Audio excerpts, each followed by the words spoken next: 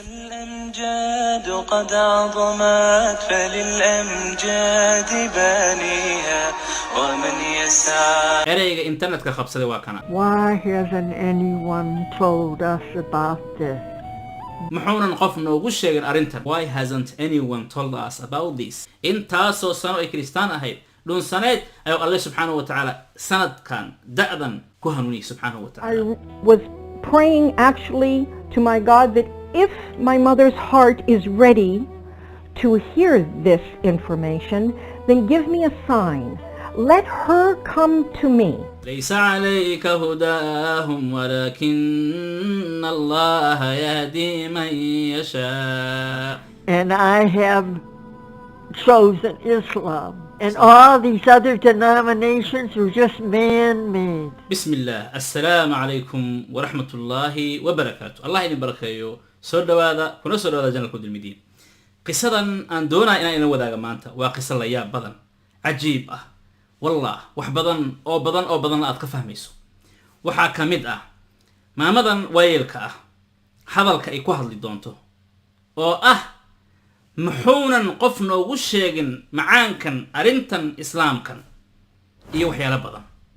inta aanan qisadada gelin arrintan anoo doonaya inaan dabcan ka hadlo duubo maxaa yeelay waxay ahayd isbuucyadan oo dhan internetka wax haystay ahayd. video wuxuu ahaa trending oo saa u wareegaya. anoo marka save gareystay doonaa inaan ka hadlo ayaa waxaa dhacda waa maxay videoyada aan soo geliyo ayaa waxaa dhacda ma taqaanaa walaalo qaar oo iga codsanaya ay dhahaya sheekhu arrintanaa jirta oo trending ah oo internetkaad u haysata sheekhu fadlan noo soo turjin oo kasoo hadal. walaalo qaar dhahaya waan fiiriyey miseba waaba ii save garaysan yahay waaba ii qoran yahayo waxyaalaha ay dabcan ay ahayd inaan ka hadlo ama videoyada qaar aan duubo ayuu ku jiraba nacam laakiin ima jadwalaysnayn caawadan aan duubayo haddadan ima jadwalaysnayn. taqriiban waxaan isdahayay adiga laba habeen hadda kadib ah ama isbuuca soo socda oo kale inaan insha allahu tacaala duuba ahaan isla haddaanba gaaro.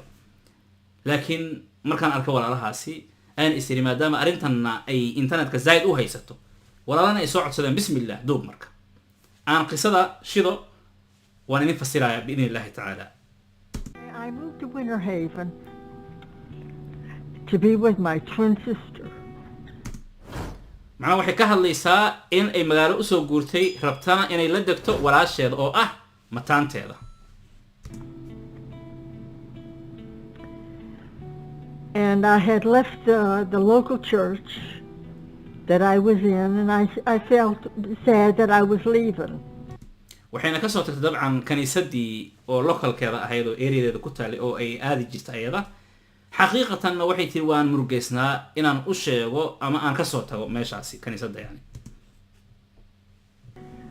But when I think about it, I've been in many denominations, in and out.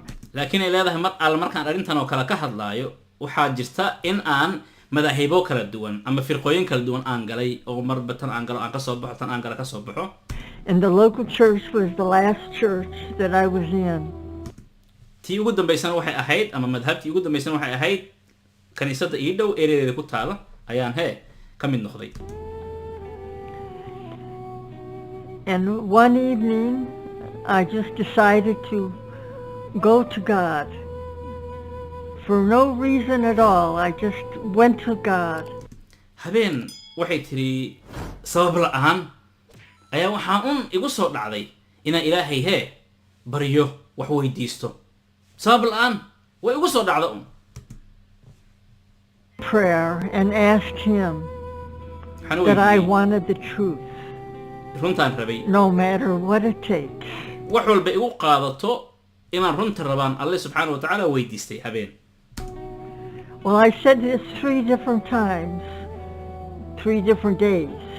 saddex mar oo kala duwan ayaan arrintaa dhahay oo ilaahay weydiistay oo saddex maalin kala duwan weliba ah. saddex mar oo kala duwan, saddex maalin na ku jira oo kala duwan. And then one night I was ready to retire when with the doorbell rang and habeen anigoo dabcan galayay tiri retirement-kayga ama howlgabkayga galaya ilaan waa qof weyn waa yeel ah marka shaqada anoo marka ka fariisan raba habeen xilligaasina la gaaray waqtigeedii ay tahay ayaa albaabka gambalaalka ayaa ii soo dhacay tiri albaabka ayaa la soo garaacay. My twin said, "Your daughter's here." kadib walaashayda oo mataanada ii ahayd waxay tiri gabadhaada halka joogta. And I says, "My daughter, which one?" And she said, "Lou." markaas waxaan ku dhahay gabadha kale leedahay weeyaan macnaheeda. markaas ay igu tiri Lou gabadha la weeyaan gabadhaada. So anyways, I went to greet her and came back, and I saw her. She was all covered differently. kadib waan aaday tiri albaabka inaan ka soo furo waan salaamay mise waxaan arkay tiri gabadhii oo wada xijaaban oo dhar nooc kala wadato ayadana macnaha wada xiran. I'm an American citizen, gabadhii born in a suburb of Chicago, Illinois, called Chicago, Illinois ku dhalatay. maxaan ku dhahay Nuur ayaa la dhahaa hortiin Lou ayaa la dhahayay dabcan. Green Park, and both of my parents were born in Chicago, Illinois. My mother's side of the family was Roman Catholic, my father's side Protestant. Chicago, Illinois ay ku dhasheen aabaheed iyo hooyadeed sidoo kale Protestant oo midkoodana wuxuu ahaa maxaan ku dhahay Roman Catholic ayuu ahaa macnaha madaahibta Kristaanka. To my daughter, oh, Lou, I've been praying for the truth, no matter what it takes. gabadheeda waxaan weydiiyay tiri oo Lou-yey waxaan raadinayay runta wax alla waxay doontana igu qaadatee ayaan ku dhahay gabadheeda. I said this 3 different times. I returned to the United States and I went to my mother. saddex mar ayaan ku dhahay tiri gabadheeda. gabadhan hadda waxay leedahay Mareykankan imid kadibna hooyadan aaday dabcan meel kale jirta weeyaan oo ay ka timid. I was praying constantly at my mother's house for guidance from God as to whether or not I should say anything to my mother about who I was or what I believed. waxaana idin badan ilaahay baryayay tiri inuu igu toosiyo igu hago inaan hooyadeeda u sheego waxaan ahay iyo waxaan rumaysanahay. I was praying actually to my God that if my mother's heart is ready to hear this information, then give me a sign. Let her come to me. waxaana baryayay tiri inuu ilaahay haddii qalbiga hooyada uu diyaar ka dhigay oo ay hanuunkii islaamkii diyaar u tahay anoonanba u tagin inay ayada ii timaado hooyadeeda. If she comes to me and asks me, I will say something to her. hadday ii imaato i weydiisana waan u sheegayaa markaasi. Otherwise, I will remain silent. haddii kale waan aamusnaanayaa ma hadlayo uma sheegayo waxba laakiin ilaahan baryaya macnaha. One afternoon, I was in the middle of my prayers. I was in prostration and she walked into my bedroom and walked out. galabaa waxaa dhacday tiri marka anigoo salaad tukanaya oo sujuud ku jira inay hooyadeeda ii soo gashay igana baxday tiri qolkii ay soo gashay kow haddana ay ka baxday. Because I saw her kneeling that night and she was prostrated. And that seemed strange to me. waxaan arkay tiri ayadoo rukuucayso sujuudaysa arrinta la yaab ila noqotay tiri. 7 o'clock in the morning, my mother came to me waking me up from sleep and asking me 2 specific questions. subaxii 7 subaxnimo markay tahay ama 1 saac subaxnimo markay tahay ayay hooyaday soo kicisay leedahay ayadoo i weydiinaysa 2 su'aal oo khaas ah 2 su'aal ayadoo i weydiinaysa. She said, "I'm so sorry to disturb you. waxay igu tiri waan ka xumahay inaan dabcan ku kiciyo. But I just have to ask you 2 things." And I said, "Well, go ahead, Mom. What is 2 shay aan rabaa inaan ku weydiiyo markaasaan ku dhahay hooyo iska soco i weydii. it?" And she said to me, "Are you still a Christian? And what do you think about what the Christians teach regarding the Trinity?" weli kristaan maa tahay? kow su-aasha koowaad waa taasa. sidoo kale maxaad u malaynaysaa ama maxaad ka aaminsantahay arrinta Trinity-ga waxaa laga yaabaa badanka inaad taqaanaa waxa weeyaan in ay kristaanka aaminsan yihiin inuu ilaahay yahay haddana wiilkii ilaahay yahay ruuxul qudsina uu yahay ilaahay marka 3 oo hal ilaah una ah haddana 3 kala noqonaya macnaha wax jahwareer ah kullay marka labadaas su'aalood ay weydiisay. The God is 3 and 1 and 1 and 3. My response to my mother at that moment was, "Tonight, when your sister goes to sleep, I will be happy to sit with you and to explain to you who I am and why I am who I am. kadib hooyada waxaan ku dhahay caawa markay walaashaada seexato hurado ayaan kuu sheegayaa waxaan ahay iyo sababtaan u ahay waxaan ahay. And after my sister went to sleep, and she would share. So at 12 o'clock that night, my mother's sister went to sleep, and Mom and I gathered around a small table in a breakfast nook of the kitchen. On top of the table, I had the Quran. habeenkii markay 12 tahay ama 6 habeenimo tahay oo ay seexatay hooyada walaasheeda ayaa waxa dhacday tiri aniga hooyada inaan miiskii wada fariisanay miiskii yaraa ee jikada agteeda ahaa quraankan heestay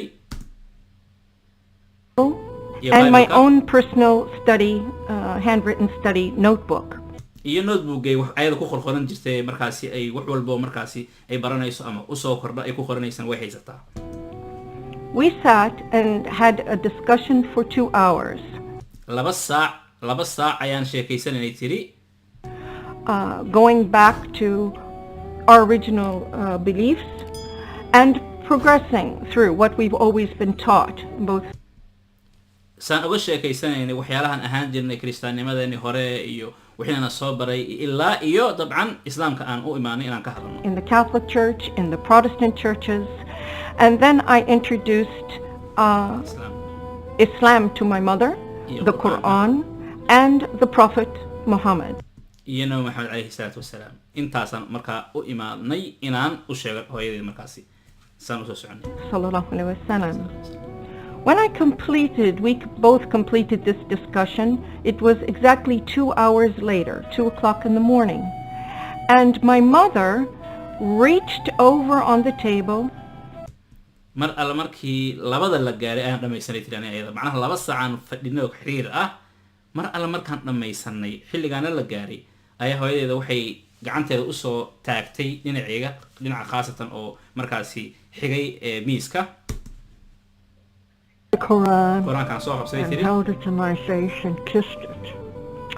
I stated, why hasn't anyone told us about this? waa kana marka ereyga internetka qabsaday waa kana why hasn't anyone told us about this maxuunan qofna noogu sheegin arintan inta quraanka ay qabsatay oo ay sidaan ayadoo shuminaysa ay leedahay maxuunan qof noogu sheegin arintan mana way yaaban tahay macaanka iyo yani u fiirso hanuunku ilaahay subxaanahu wa ta'ala gabadha ilaa intaasi ilaahay albaabkiisa garaacaysa moogta aan ku soo celiyay meeshaasi I stated, why hasn't anyone told us about this? Why hasn't anyone told us about this? waa ereyga aad internetka u qabsaday nacam You taught me how to pray, how to wash before prayer. How to perform the correct body movements macnaha gabadheeda waxay bartay weysadii salaadii ayadan waxay sheegaysaa waxaan baray dabcan sida loo oga salaada for ritual prayer, and encourage her to memorize the opening chapter or surah of the Quran, which is called the opening in Arabic al-Fatiha. waxaana ku dhiirigeliyay tiri hooyadeeda inay aad u akhriso barato suuradda ugu horeysa kitaabka oo ah suuratul Faatiha And to memorize this in English. In English and some in Arabic. ingiriisna way ku baranaysay dabcan ayadana sidoo kale carabina way ku baranaysay She was memorizing and working on memorizing this in English so that she would have a clear understanding of the meaning of her prayer first, and then gradually she progressed. So then I continued with my reading and studying the Quran. say u akhrinaysay dabcan meel fiican ay ka gaartay maamadan waxay leedahay waan socday oo waan waday akhrinta quraanka After I completed my mother in her house and I felt comfortable that she was fine, mar al markaan hooyadeeda waajibaadkii iga saarnaa oo diinta iyo baritaankeeda aan gutay tiri oo aan markaasi dareemay inay isku filan tahay I left my mother's home to take care of some personal matters. وأنا كتجي تري سي أنا هوريه خاص كإيه أنا مركا أوسو سميستو إلى أول ما بدأ تجنينه. Of myself. I've been in Islam for many years. إسلام كان هذا وحي كل جستا معناها سنة بدن. Reading and reading and studying and praying. أيضا برانيسا تكنيسا سيدو كله. And then one night, أبين. Allah guided me وحوي كهنونية. to an ayat and a surah. والسورة كل جستا. And it mentioned this day ما انتظر. I have completed my favor upon you. وبعدين دميسترن وأونيسا. اليوم أكملت لكم دينكم وأتممت عليكم نعمتي ورضيت لكم الإسلام دينا. أيوة الله سبحانه وتعالى ومعنى هذا اليوم أكملت لكم دينكم ما أنت دين دميستري اليوم أكملت لكم دينكم وأتممت عليكم نعمتي سيدا سوق وحين دين دميستري إذن كملي نعمة ذيدا الله تبارك وتعالى ورضيت لكم وحان رالي إذن كغن نخضي أذنك دوشين وحان رالي كغن نخضي أو أذنك رالي إذن كغن نخضي إناد أهاتان إسلام دين هاني دو خالتان رالي إذن كغن نخضي الله ساسو الله يا ويؤوني سايدا المرك وحير أنك سعودية ماشاس. And it mentioned this day I have completed my favor upon you. نعم اليوم أكملت لكم نعم.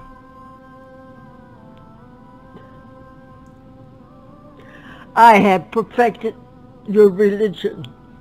نعم ما صح. And I have chosen Islam إسلاما دورتي. as your religion.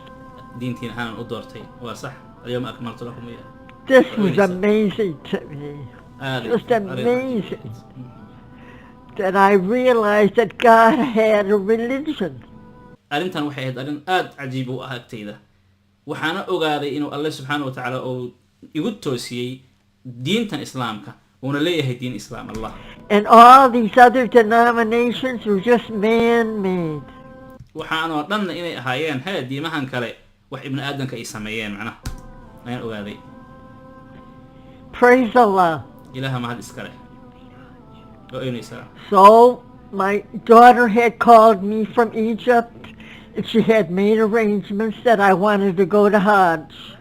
قبل إذا مصر يقصوا وعضي وحنا كويري حج كان دونا إن الآدو الله أكبر واقص خروح بضا وهين تيا واحد كده يوم يصير إني كنت تعبان يصير يعني جودها كتعبان يصير إلهي سبحانه وتعالى هالسوق نعم ليس عليك هداهم ولكن الله يهدي من يشاء أذيك ما أهندوش هذا هنون كودا الله سبحانه وتعالى يا هنونية دورته توسية عدو دونه الله أكبر الله سبحانه وتعالى وفيرسو إن تاسو سنة كريستان أهيد دون سنة أيو الله سبحانه وتعالى سنة كان دأذن كهنوني سبحانه وتعالى إله أيضا سبحانه ويديننا إله أنا نقدر الإسلام لماذا إله إيمان كان نقدر إله نأفسو الذكر على النجاة إله إيمان كان نقدر أيضا إله يوسف أو إيمان كقدر يا رب العالمين إله يهنونك إله الشياطين تنا نجاقبو إله الشياطين تكود إنسي يكود جنك نجاقبو الله يدين بركة أنت أصلا إلو ذاقايا وراضيه طبعا صعد صدنا واكاس فيديوي وجزاكم الله تعالى خيرا والسلام عليكم ورحمة الله وبركاته. صديق ليس ينفع يوم بؤس قريب من عدو في القياس وما يبقى الصديق بكل عسر ولا الإخوان إلا للتآسي عمرت الدهر ملتوى